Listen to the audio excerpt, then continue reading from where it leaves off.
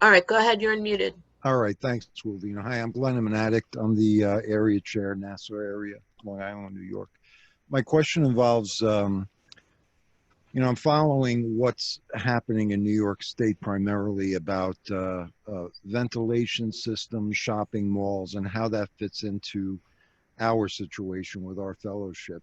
That I see shopping malls, commercial buildings are being retrofitted with special ventilation. My experience is that our meetings are mostly in church basements with no ventilation. Is it on is the landlord, being the church, I guess, taking on that responsibility and certifying that there is adequate air movement, ventilation for us to meet? Or is there a bigger law that's still involved, either state, county, Department of Health type stuff? It's mostly, what prompted this was I hear that Saturday night, a meeting I'm familiar with in my area will be opening. And I know that's a stuffy little basement. My own personal decision is going to be not to go there until I'm 100% sure it's safe for me to be there. So whoever's in the best position to address that question, I appreciate it, and thanks for all your service.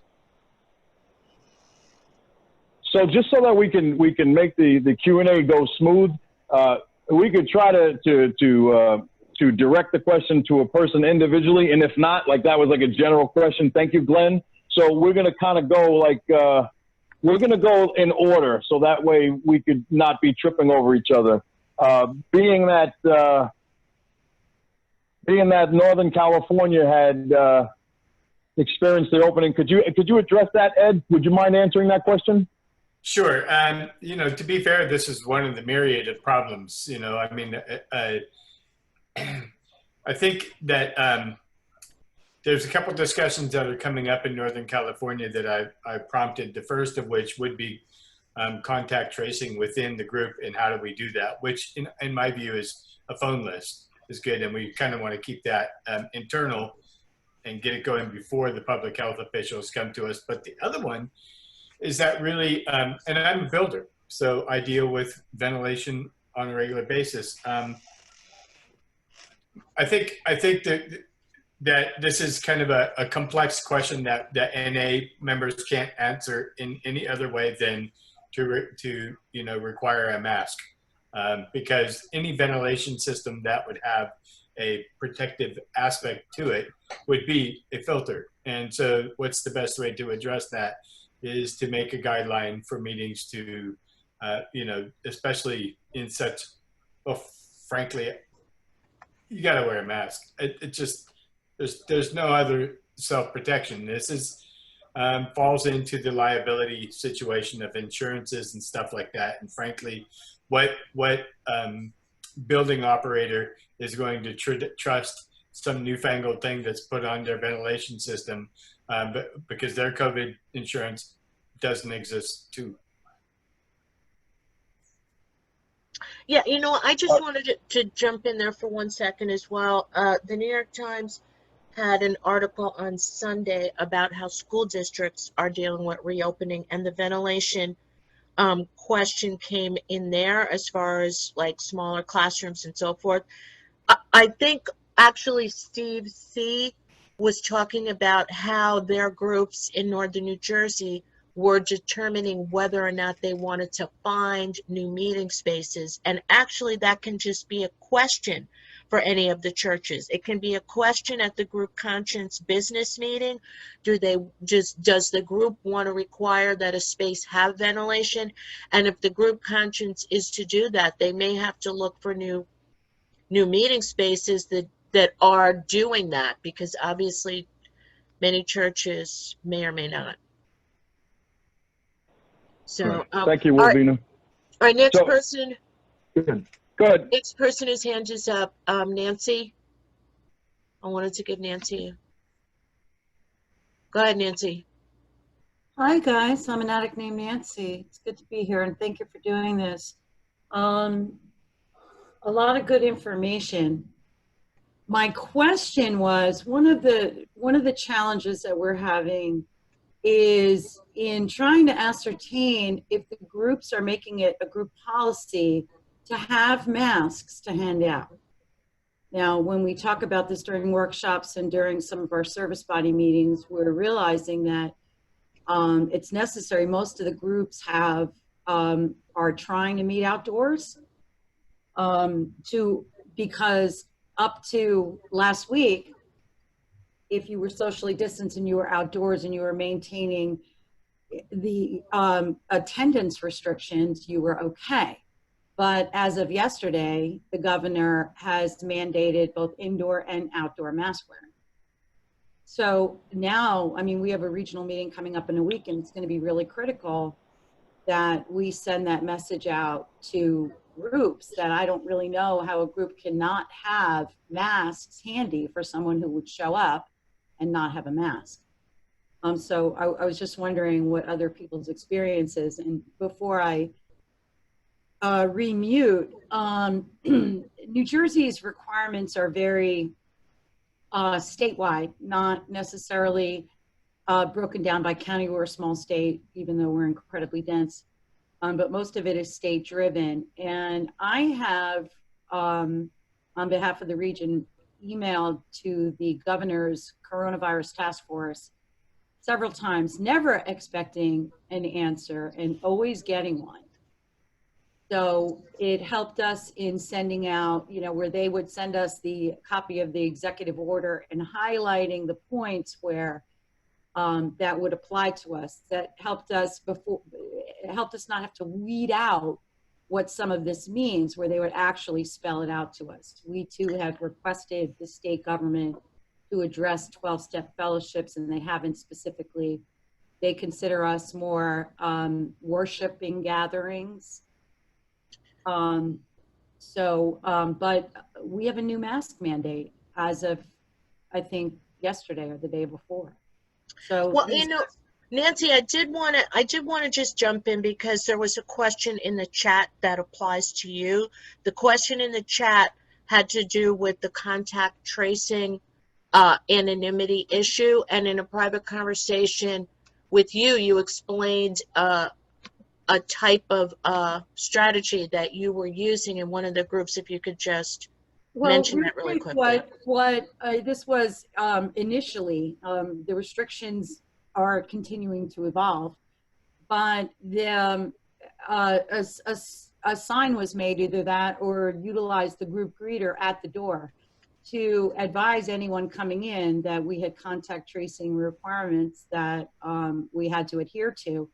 And they had an envelope with little pieces of paper, and everyone was asked to put their name and phone number on it and dropped it in the envelope. The envelope was sealed and dated and given to a group trusted servant with the idea that we would, you know, and I think Paul or someone here addressed it, where we, you know, we would dispose of it in 2 weeks. The state lightened up a little bit on the absolute mandate, where it falls more on the individual than it does the organization, to where now we are advising, like the chairperson would announce that the requirement would go to contact a group, a trusted servant, which I think one of your other panel members referenced. And at that point, the person chairing the meeting would advise that, you know, we had an individual who attended this meeting on X date who has tested positive, and that we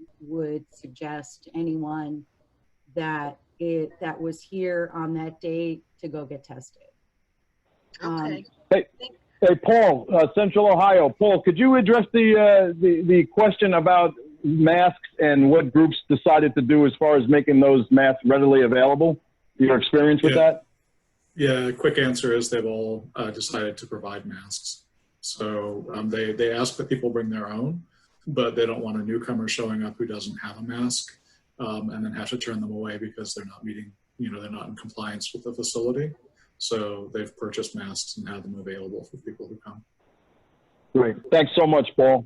Wilvina, can we take the next question?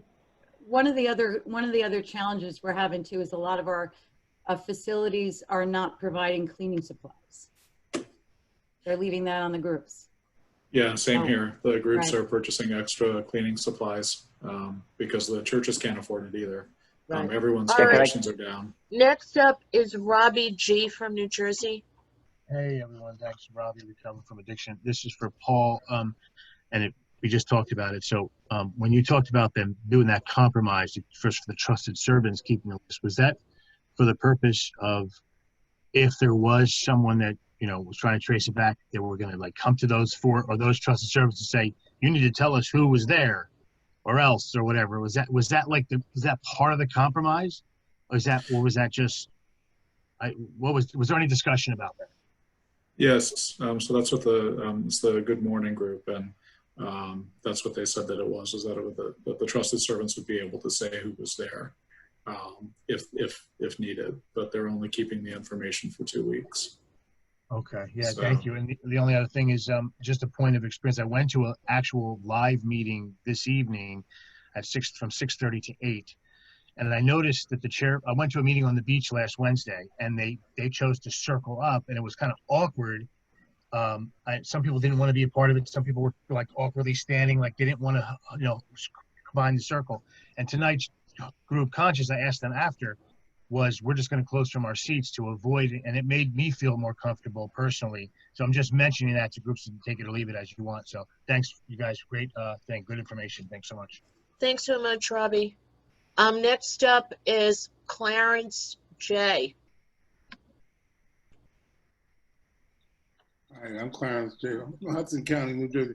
I just wanted to ask, I guess this will go to, I forgot the gentleman's name from Eastern New York region.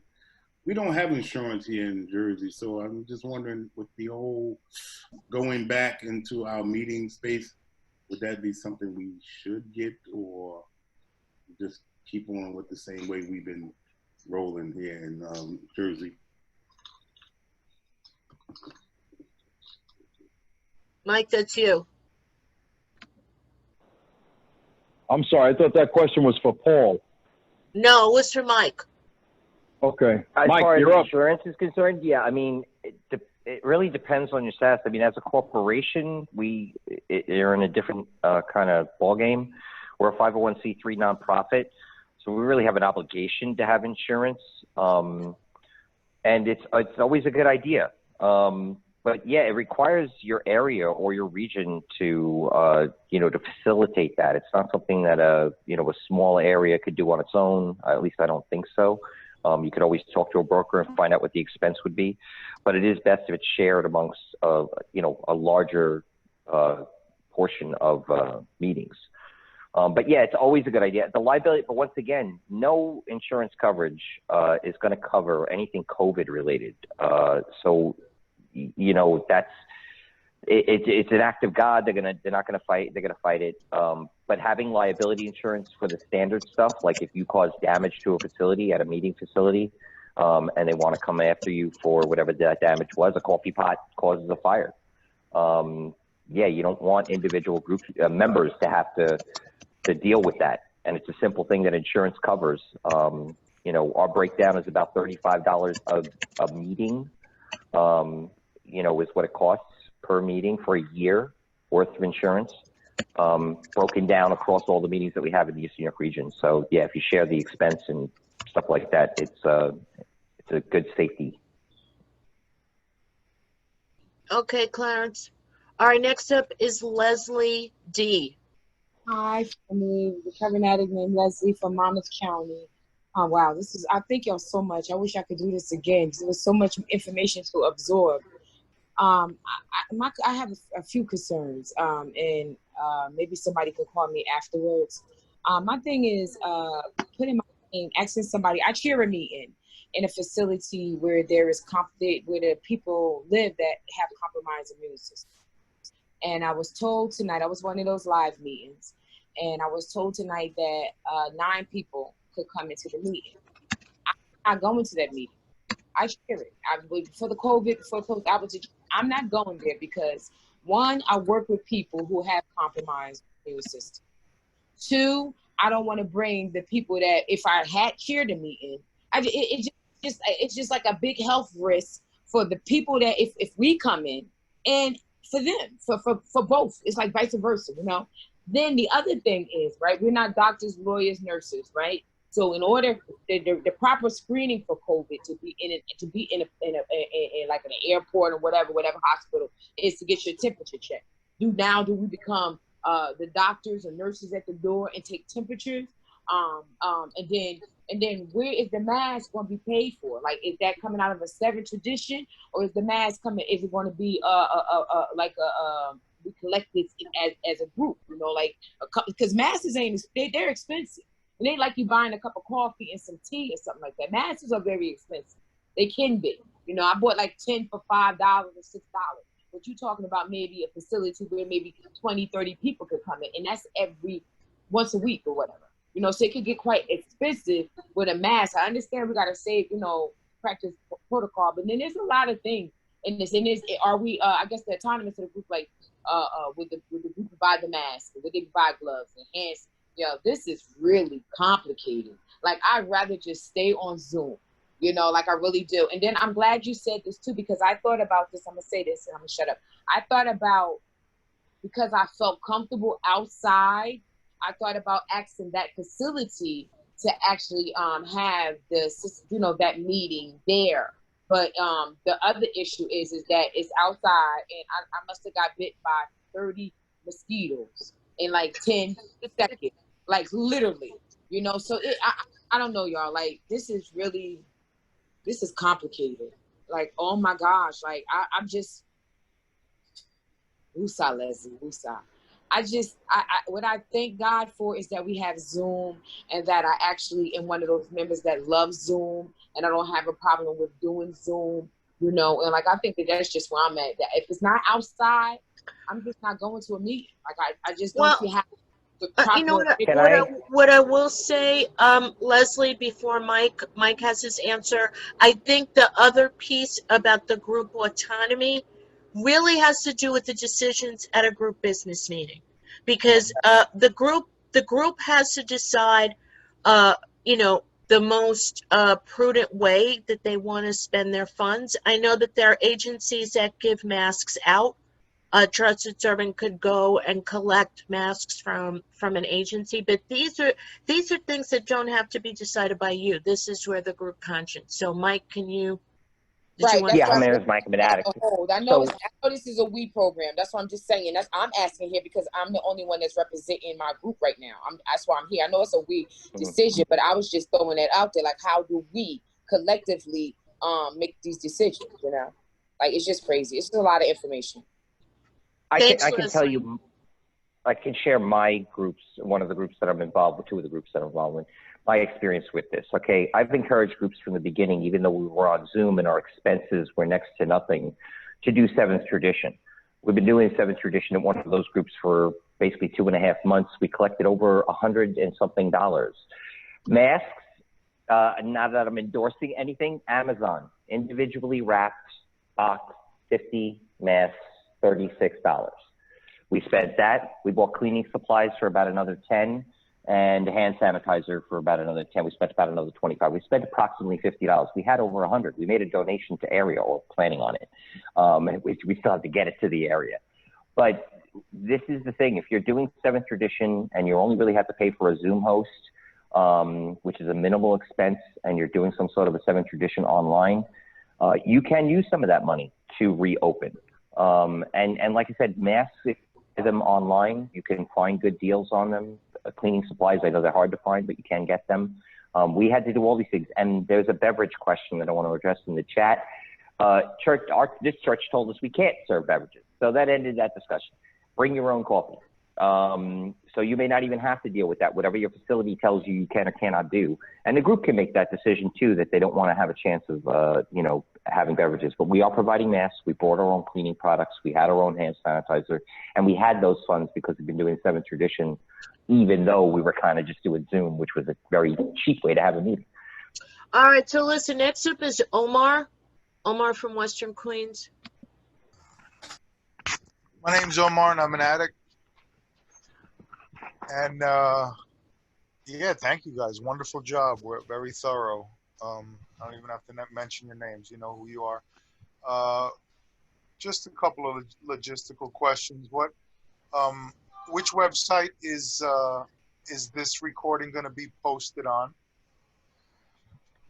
And okay, yeah, go ahead, Wolverine. Okay, so right now the recording is only going to my computer. Now there are people that I work with that edit. Nobody's face will be on this recording at all. It will be an audio recording, and the only video will be of the PowerPoint and images that are shared.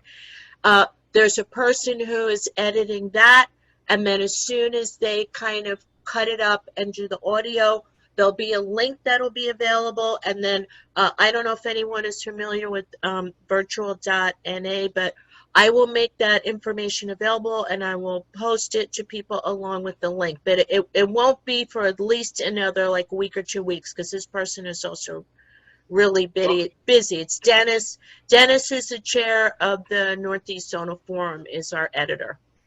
So it won't be on the zonal website, the regional website, or the area website? Well, you know what? First of all, it hasn't, like, we haven't even concluded. Like, put it this way. Like, it hasn't gone out to the person to do the editing.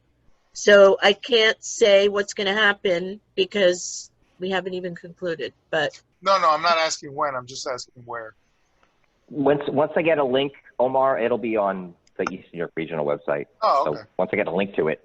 So. Yeah, no, I'm not rushing anybody. And is there any way we could get a link to that PowerPoint? Because that was pretty informative as well. you know what? Paul can send me the PowerPoint and I can include it in my report this weekend for the region. And send it to me, Will be, and I'll put it up on the regional website. Okay. That'd be great. That's it. Thank you again. Thanks so much, Omar. Next up is Mallory and then Deb. Hi, everyone. My name is Mallory. I'm an addict. Hey, Mallory. Oh, somehow Mallory's muted again. Hold on, Mallory. Hi, can you guys hear me now? Yeah, you're muted. Okay, thanks. Oh, all right. Somehow you muted yourself again. Hold on. Okay. All right, you're muted now. All right. I don't know what's happening. Anyways, again, thank you everyone who was doing service. I just have a logistical question. And I apologize if it was already discussed because I did have troubles getting in for the beginning. But I was just curious how groups have been handling the room capacity issue in terms of like overflow.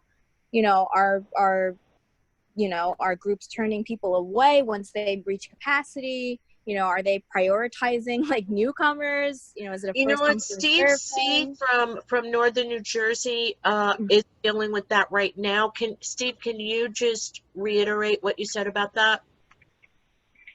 Sure. So what we did, most of our meetings are outside, but we also have the ability on some of the inside meetings to do some splits. So we prepared for whatever the capacity is. When we started this, it was 25 people. So when the 26th person showed up, we split into 2 meetings and distanced them from each other. When the 51st person showed up, we split into 3 meetings. When the 76th person showed up, we split into 4 meetings. So you don't have to turn anybody away. But that's outside, correct? Yes. But you also mentioned to me on the phone that there were groups that deliberately looked for very large meeting spaces. Well, yes. In a large meeting space, you can do that. And a couple people talked about inside and distancing inside and capacity numbers inside. So far, none of our inside meetings have hit capacity. They're in large enough rooms, and I think 25 is their capacity.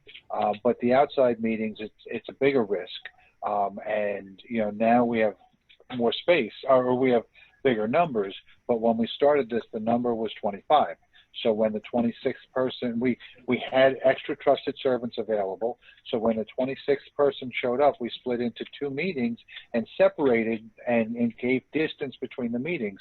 You're on a ball field. One's at home plate and one's in center field. So it's, for all intents and purposes, 2 separate meetings at the same location, but they're outside. Sure. I was going to ask, does anybody have any experience with this issue, but with an indoor meeting? Well, not yet, but that's what I was going to speak to. This is why I keep emphasizing the idea of having some sort of hybrid.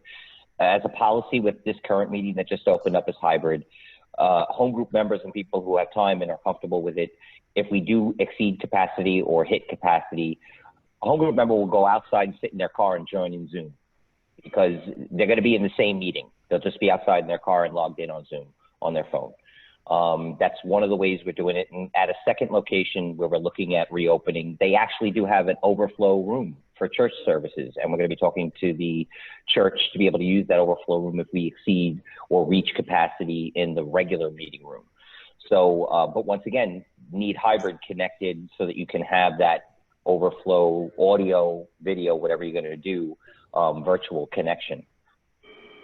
All right, Paul had his hand up, and then I don't know if Ed, because you're unmuted, if you wanted to jump in to that. Just to concur with Mike, the hybrid so that home group members can go out to their car and link up by their phone. Also, one group has decided, because our limit is 10 indoors, still, even outdoors, it's 10. So if the 11th person shows up, depending on the condition that they're in, maybe a home group member will take them outside, with a basic text and some other literature, maybe 2 home group members, and they all stand out there and kind of, really kind of love the newcomer in. It kind of just depends, if I show up to a meeting, they're not going to do that for me, maybe they'll do overflow or something like that, but they're not going to send out 2 home group members to kind of love me into the program. So it's kind of a case-by-case basis. Right. In California, it's quite a bit different. And so, we basically, if you're in a meeting and it's kind of like the newer the person is, the more apt they are going to get in the meeting. People are going to leave, so newer people can come in. There is a very tight restriction in some areas about, 10 is the maximum. But here's the problem with California, and it's very different compared to the East Coast, is that our stages and our room populations are almost like computer programs. So it's coming in like, stage 3, stage 3.1, 3.2, 3.3. Our governor talks about it as a dimmer switch. That it's just not, we're in stage 3 and then go to stage 4. We're gradually moving it forward and then we're gradually moving it back.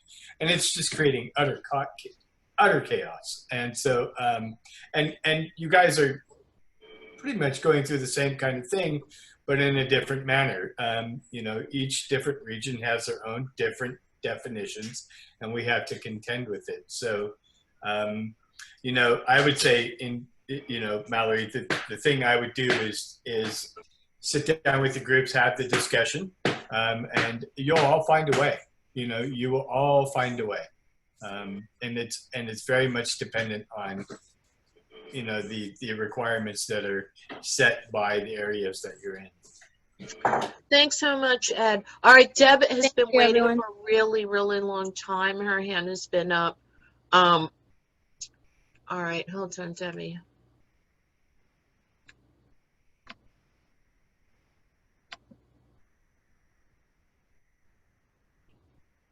All right, you're unmuted. Okay, thank you. My name is Debbie. I'm an addict, and I wanted, as well as everyone else has, I wanted to thank the trusted servants for, getting this workshop together. I mean, reopening safely is, I guess, a concern, a big concern of what we all want, and in keeping, with our traditions and our fellowship alive and free. And I just really appreciate this opportunity to begin the discussion, because it's always good to begin it collectively and to really benefit from all the experience that the speakers have shared with us tonight. And it's so interesting because I had the same question that Mallory had. That was one of my very first questions to Steve from New Jersey, because it seemed like when you were talking about an overflow room, I guess I was trying to picture the meetings that I attend, and you know, we don't have an overflow room. And so I know that, you know, there was that concern about one of the first meetings that will maybe open up in our area.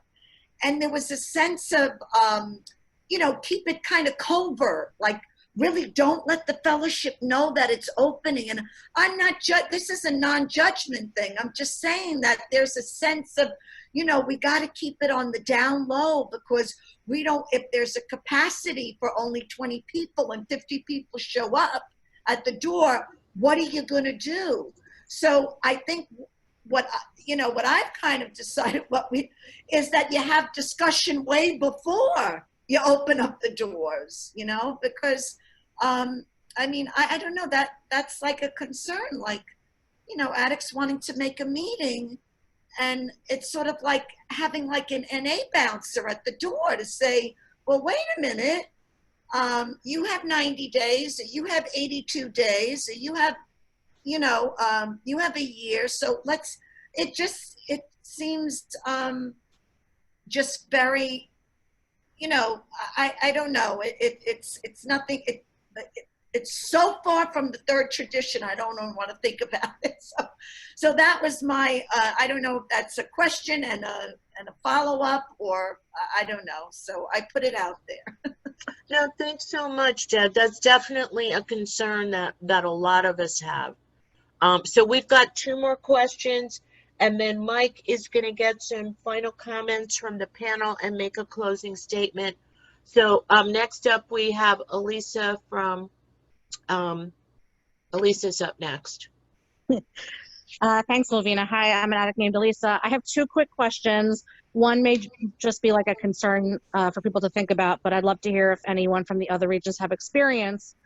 So we say things like, if you're feeling sick, stay at home, obviously, but there's a lot of asymptomatic transmission going on, and I was wondering if anyone had any ideas for safety in that realm.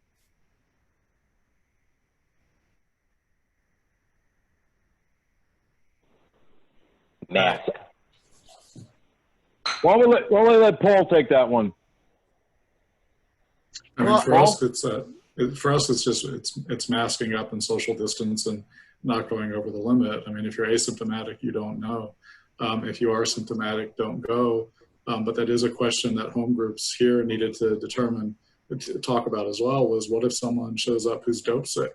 And, you know, we can't tell the difference between whether they're, you know, symptomatic from COVID or whether they're sick from, you know, just being clean off, you know, coming off the streets. You know, what are we going to do? So Deb, I think it was, who said, you know, these are questions that we have to think about, or Wilvina said, these are questions we have to think about before we reopen. How are we going to handle these situations? And so that's what my home group is going through now, is that eventually when we do reopen, how are we going to do the 11th person? How are we going to do sick people? Stuff like that. I think that answered your question. Well, Ed unmuted himself.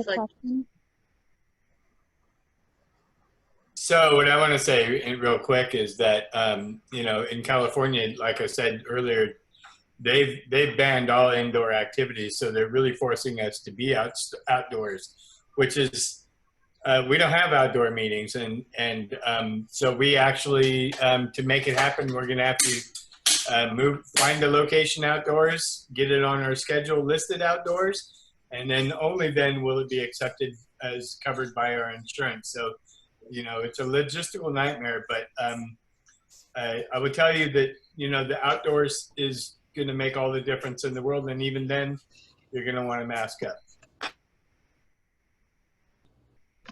All right, we have one final question right now. I do see a question in the chat. Let me take Nicole D because her hand was up for a while, then I'll get to the question in the chat. All right, go ahead, Nicole, you're unmuted. Hi, my name is Nicole. I'm an addict. Somebody just put this on my Facebook page, and I wanted to ask a question because Connecticut is different. I get this is in New York and New Jersey. But my question is, it's a group conscious, if I'm not mistaken, and we're not opening like our groups are not opening in Connecticut. But my thought is, if we do, can we, like at my job, they take our temperatures. Can we take our temperatures? And because each state is different. So I don't know if Connecticut is having one of these, but I'm listening to a lot of you guys and you have a lot of valid points. But my question is, can we take people's temperatures and people, are they going to feel comfortable to go to a meeting? Like right now, like I take care of a 71-year-old mom. I'm grateful that I'm alive right now, but I don't want to go to a meeting, but sometimes I do want to go to meetings. So that's my question. But somebody put this so I could come here and listen to what you guys had to say. All you guys are from around the world. Thank you for putting this up here so that people can hear, because like a lot of people are dying and a lot of people really need meetings, but at the same time, we're also saving our lives. But it's not a win-win situation here. So that's my question. All right. Well, your question was about the temperature taking. I mean, once again, you know what? I think the whole idea of what happens at a group conscience business meeting, if you're at a business meeting and the group decides they're going to purchase a thermometer and that there's a person designated to take temperatures, that's the autonomy that your entire group would have to decide. And then the other thing, you know, groups autonomy has to do with format, trusted servants positions, announcements. So if your group is deciding that you want to take temperatures, then the next question would be, if someone has a temperature, right? Like, you know, who is going to be the person to tell them you have a temperature? I mean, so just thinking all of that through, you know, and seeing what the story is. I mean, because the other piece too is while we're not law enforcement people either, if the person who's going to have to say, if you don't wear this mask, you can't attend. I mean, that's something that your group and your trusted servants will have to be able to determine. But before I go to Mike, Elisa just said in the chat she had one more question. So Lisa, just really quickly, I'm sorry. Go ahead. Oh, thank you. Yeah, so I posted in the chat, but I'll just read what I wrote, which is the question for Paul. And you mentioned that hybrid meetings, you had some hybrid meetings that were one day in person, one day virtual. So I was just wondering, were those meetings that always existed on more than one day, or were these groups that added another day just for a virtual meeting? And how would that work in terms of like registering a group with area? Would that be a new group, or would it just be an additional day and experience with that? So the morning group meets 5 mornings a week. They're a classic hybrid where they meet virtually and face-to-face at the same time. Better late than never is an evening meeting that meets 6 nights a week, and they're the ones who did alternating days, one day virtual, one day face-to-face, one day virtual, one day face-to-face. And then there is my home group that's thinking about having a second meeting. So our face-to-face was on Saturdays and our virtual is on Saturdays right now, but we're thinking about adding a second meeting, you know, that's face-to-face, maybe during the week. Area would just look at that as an additional meeting under an existing group. I don't know that we would need special approval for that. Thank you. Sure. Okay, so Mike, we're going to go back to you to finish doing the panel moderation and your closing remarks. Okay. Thanks, Wolvina. So I'm just going to kind of go, you know, through the panel and give you guys an opportunity just for 2 minutes apiece to wrap things up. I know sometimes after we share our experiences, we're sitting down afterwards and we're like, I should have said this. I forgot to say that. So I'm going to give you a chance to avoid that. So for 2 minutes apiece, I want to start with Steve from Northern New Jersey region. Steve, you want to just give us a quick closing statement? 2 minutes? Sure, I'm Steve, and I'm an addict. We're pretty adamant, and we feel that first, a couple of things that came to me as we were going on. I hate the term rogue meeting. That's a very divisive term. And I think, and we've encouraged our areas to encourage these meetings just because they're not listed in a meeting list someplace or they're not a member of an area doesn't mean they're any less of a meeting than any other meeting. going to a meeting at this time is a very personal decision, and some people are gung-ho and can't wait, and some people have no desire. And both of them are valid positions and personal choices and what works for you. And for me to tell you that you need to do something or that you're wrong for doing something, I think is incredibly inappropriate. So if you want to go to a meeting in person, by all means, but please respect things like social distancing and masks, and don't hug people and stuff like that. And we can tell them all day long, and some will listen and some won't. You know, we have to love people wherever they're at. And the other thing is, and a couple people mentioned it, we need to prepare for our overflow, because there's going to be overflow no matter where it is. So depending upon your circumstances, what we did, we felt, expect the overflow, and if it doesn't show, we're good. So we planned on 100 people. If only 20 showed up, we're fine. But if we planned on 20 and 100 showed up, then we got a problem. So plan on having 2 to 3 times whatever your capacity is, and figure out how to handle them before you get there, and then you're fine. Thank you. All right, you're right on 2 minutes, Steve. Thanks. Thanks, Steve. I've been practicing. Yeah, that was awesome, man. You're like right on the money. I'd like to go to Ed, Northern California next. 2 minutes, bud. Yeah, okay. So basically everything that's said was everything I missed. So you didn't miss anything. But I do want to say that, you know, keeping in focus on the spiritual principle of what we do, especially inclusion and collective conscience. It's very important that we keep all these ideas in mind, and that we're not working alone as a fellowship. We are working with public health officials and the facilities we rent from. You know, I didn't really talk about that much about our plan for contact tracing, but my feeling is, and I've pretty much my committee feels the same way, is that if we start it internally now, when the public health department comes to us and say, hey, we can show them that we're already doing it, they're likely going to want to work with us. They've been our allies since the dawn of NA. You know, they're the one that's assisted in getting us into locations that we've never been before, and we need to recognize that.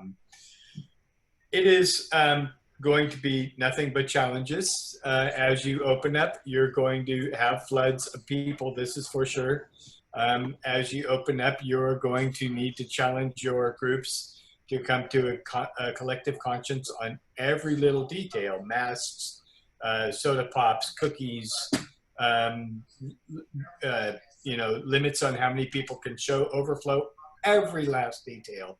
Don't leave them unturned, because the truth is there's a darn good chance that you're going to roll back, and you know, we're seeing it. I wish we weren't. It's getting Said. Yeah, it's getting really difficult, and so just hang tight. And that's all I have. Thanks. Ed, thank you so much. And I want to go to Paul, 2 minutes, closing statement. Paul, Central Ohio. Okay, thanks everyone again for doing this. It was awesome.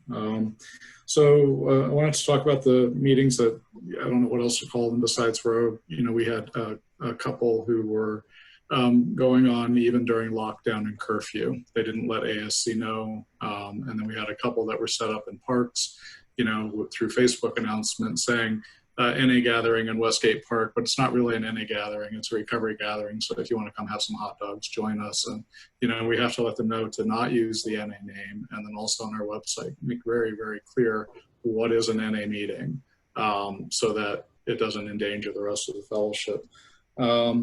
As has been mentioned by everyone, there is no new normal. The landscape is changing daily or weekly. And so we just got to roll with the flow, with what's going on, and try to keep carrying the message to the addict who still suffers. You know, here we hug a lot all the time, and I cannot believe how much I miss the hugs. I hated them when I first came into NA from the other fellowship, and now I just want them so bad. But we have to remind people that in the face-to-face meetings that are going on, that it's predatory behavior to hug someone against their will, and that you have to ask for consent first. And I think that's it. It was really great to be here tonight. Thanks again for everyone putting this on and for being here. Thanks. Paul, thank you, Paul, and thanks for joining us. And lastly, Mike O, Eastern New York region. Could you share your 2-minute closing statement with us, buddy? Yep. Yeah, Mike O. Thanks, guys, for doing this. Thanks, Wolvina, for putting it on. And I look forward to watching the first half that I missed. I'm going to share something on my screen real quick that I wanted to show you guys. This is something that we put together for the groups. This is something that was also in the checklist from NAS.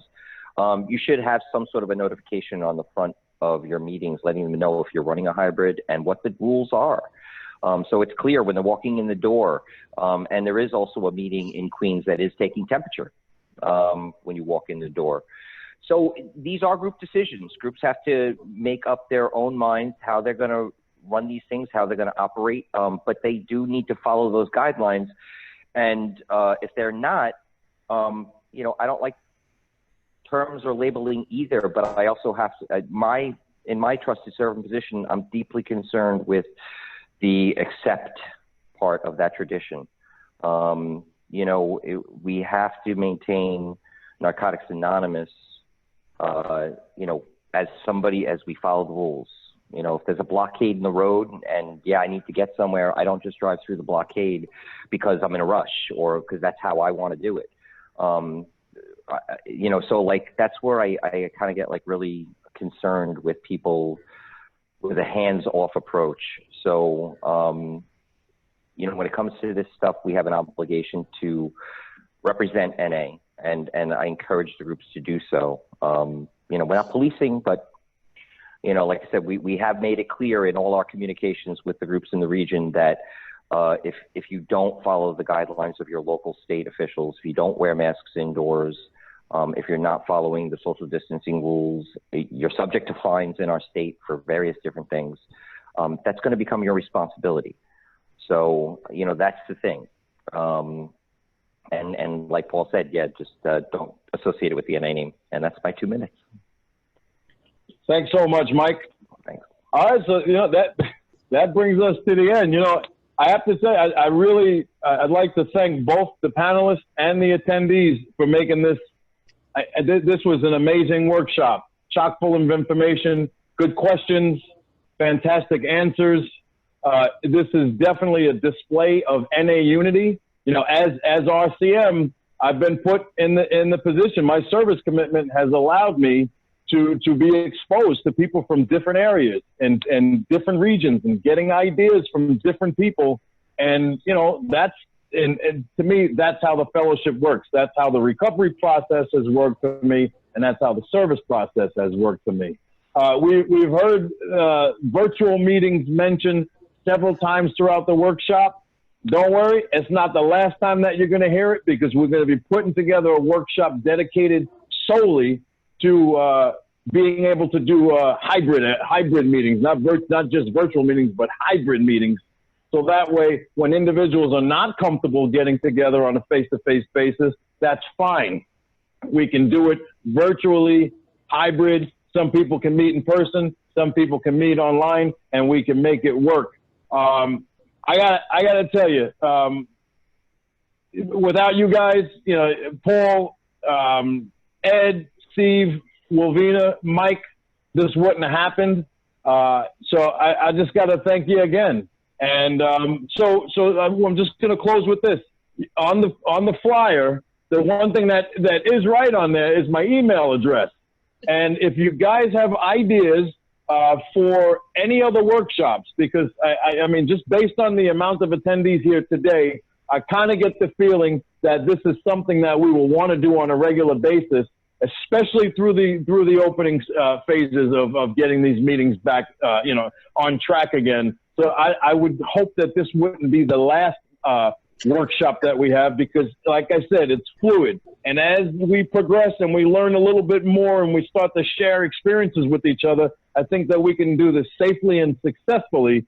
But it's going to require work. It's going to require people showing up to area meetings. It's going to require people showing up to regional meetings and getting the information back to the groups, because ultimately that's where the responsibility is going to fall. It's going to fall on the groups to make those decisions as to how they want to go about reopening the meeting safely.